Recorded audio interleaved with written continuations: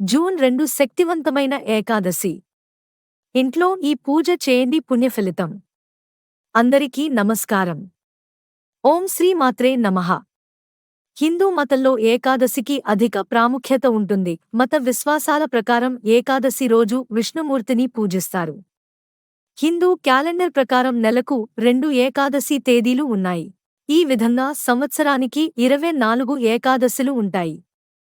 అయితే జూన్ 2వ తేదీన ఆపర ఏకాదశి వచ్చింది. హిందూ మత విశ్వాసాల ప్రకారం అపర ఏకాదశి నాడు విష్ణుమూర్తిని ఆరాధించడం వల్ల సకల కోరికలు నెరవేరుతాయి. ఏకాదశి రోజున విష్ణుదేవుని మరియు లక్ష్మీదేవిని ప్రార్థిస్తే మీ ఇంటికి చాలా మంచి జరుగుతుంది. ఏకాదశి రోజున లక్ష్మీదేవి మరియు విష్ణుదేవుడు రావి చెట్టులో కొలువుంటారని నమ్మకం. కాబట్టి ఏకాదశి రోజున రావి చెట్టును ముట్టుకుని నమస్కారం చేసి రావి చెట్టుకి 3 ప్రదక్షిణలు చేస్తే ముక్కోటి దేవతల ఆశీర్వాదం లభిస్తుంది. అలాగే మీ ఇంట్లో డబ్బు సమస్యలు లేకుండా మీ ఇంట్లో ఎల్లప్పుడూ డబ్బు ఉంటుంది. రావి చెట్టుకు ప్రదక్షిణం చేసేటప్పుడు మీ మనసులో ఉన్న కోరికలను విష్ణుదేవునికి చెప్పుకుంటూ ప్రదక్షిణలు చేయాలి. ఇలా చేస్తే మీరు అనుకున్న కోరికలు ఖచ్చితంగా నెరవేరుతాయి. రావి చెట్టులో సాక్షాత్తు విష్ణుదేవుడు కొలువై ఉంటాడు. కాబట్టి ఈ అపర ఏకాదశి రోజున రావి చెట్టును పూజిస్తే కోటి జన్మల పుణ్యఫలం లభిస్తుంది. శ్రీ మహావిష్ణువు ఈ విశ్వానికి సంరక్షకుడు. కాబట్టే ఏకాదశి రోజున భక్తిశ్రద్ధలతో ఇంట్లో పూజ చేస్తే గత జన్మలో చేసిన పాపాలన్నీ తొలగిపోయి విష్ణుమూర్తి ఆశీర్వాదం వల్ల అపర కుబేర యోగం ప్రాప్తిస్తుంది. ఏకాదశి రోజున చేసే దీపారాధన వల్ల రెట్టింపు పుణ్యఫలం పొందవచ్చు. ఏ ఇంట్లో అయితే ఈ రోజున పూజ చేస్తారో ఆ ఇంట్లో లక్ష్మీదేవి నివసిస్తుంది.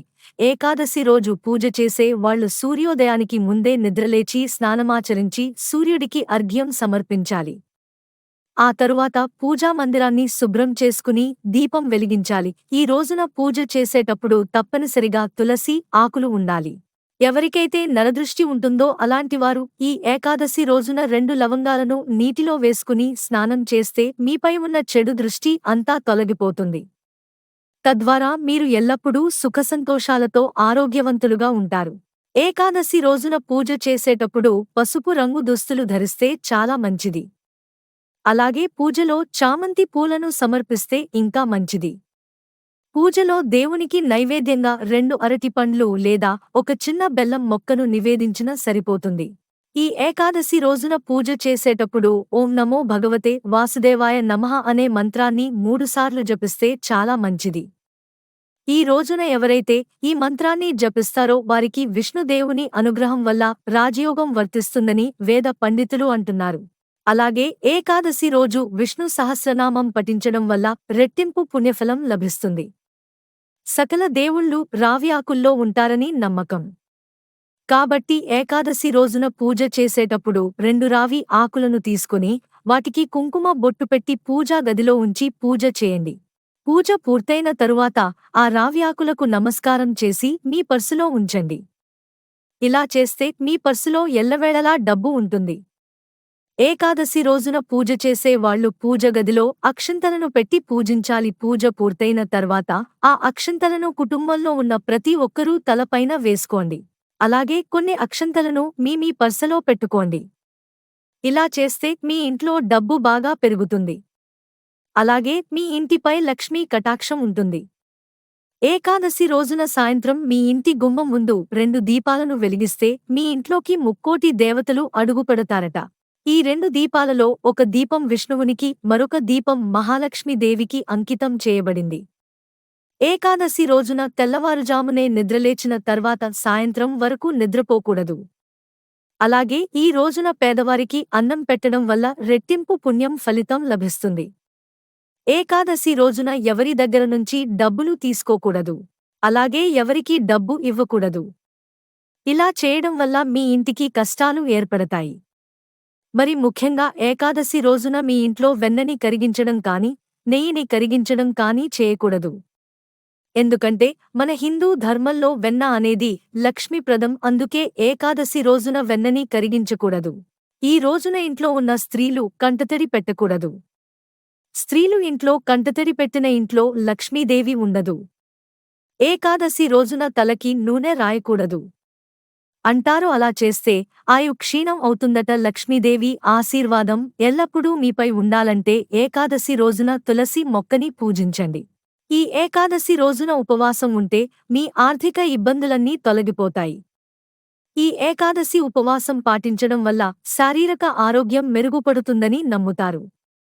ఏకాదశి రోజున భోజనం చేసేటప్పుడు కంచు పాత్రలను వాడకూడదు. అలాగే ఏకాదశి రోజున అన్నం తినకూడదని పండితులు అంటున్నారు. అన్నం తినడం వల్ల ఆ పాపాలని శరీరంలోకి చేరుతాయట.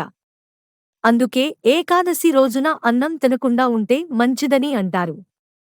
కాబట్టి ప్రతి ఏకాదశి రోజున ఉపవాసం ఉండడం వల్ల జీర్ణ వ్యవస్థలో ఉండే సమస్యలు తీరిపోతాయి. దీనివల్ల అనారోగ్య సమస్యలు రాకుండా ఎల్లప్పుడూ ఆరోగ్యంగా ఉంటారు. ఈ రోజున ఉపవాసం ఉండలేని వాళ్ళు ఈ రోజున మీరు తినే ఆహారంలో ఉల్లిపాయ, వెల్లుల్లి వంటి ఆహార పదార్థాలను తినకూడదు అంటున్నారు పండితులు. ఉత్తరాది రాష్ట్రాల్లో ఈ అపర ఏకాదశి రోజున భద్రకాళి జయంతిని జరుపుకుంటారు. ఎందుకంటే దక్ష యజ్ఞం సమయంలో శివుని భార్య సతీదేవి తనకు జరిగిన అవమానాన్ని తట్టుకోలేక అగ్నికి ఆహుతి అయిపోతుంది. ఆ సమయంలో ఉగ్రుడైన పరమేశ్వరుడు తన జటాజూటం నుంచి భద్రకాళిని సృష్టించాడు.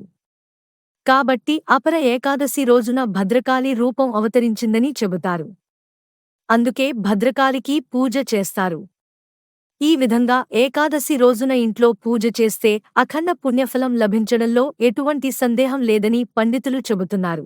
ఈ వీడియో కనుక మీకు నచ్చినట్లయితే ప్లీజ్ లైక్ చేసి మీ ఫ్రెండ్స్ కి షేర్ చేయండి.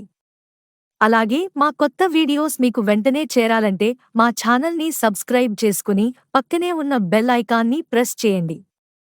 ధన్యవాదములు.